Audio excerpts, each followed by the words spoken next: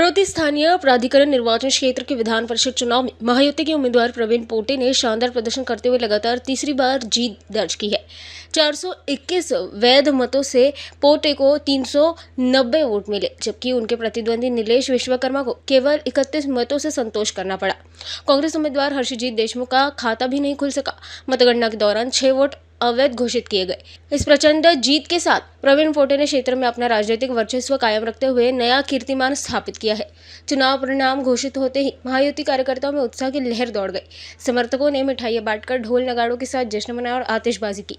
राजनीतिक विश्लेषकों का मानना है कि ये परिणाम अमरावती जिले में महायुति की मजबूत संगठनात्मक पकड़ बना सकता है।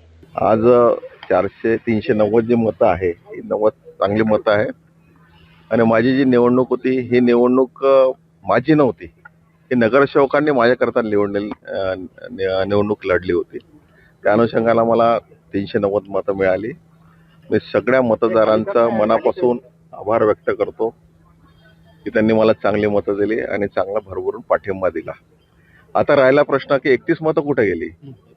31 मतं जगजाहीर आहे। 27 कोणाची होती, बहुजन आघाडीची किती होती ते जगजाहीर आहे। त्यामुळे सांगण्यासारखं काही राहिलेलं नाही आहे। ज्या लोकांनी माझ्यावरती विश्वास ठेवला ती मतं चांगली मिळाली हे प्रामुख्याने सांगता येईल। आणि ही निवडणूक प्रवीण पोटेची नव्हती, ही निवडणूक आमच्या नगरसेवकांची निवडणूक होती। त्यांचं मी मनापासून आभार व्यक्त करतो आणि धन्यवाद व्यक्त करतो। असा विषय असा आहे की हे तर काँग्रेसने आत्मपरीक्षण केलं पाहिजे की त्यांचा मतदार, त्यांचा जो उमेदवार आहे हा रिंगणातून बाहेरच गेला नव्हता, तरी सुद्धा काँग्रेसने त्याला मतं देऊ दिले नाही। हा तर आत्मपरीक्षणाचा कार्यक्रम आहे। ऍक्च्युअली त्यांनी विचार केला पाहिजे।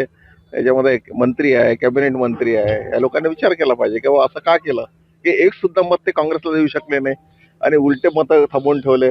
महामानव बाबासाहेब आंबेडकरांच्या संविधानाचा त्यांनी हे केला, अपमान केला। ऍक्च्युअली हे चुकीचं काम झालेलं आहे।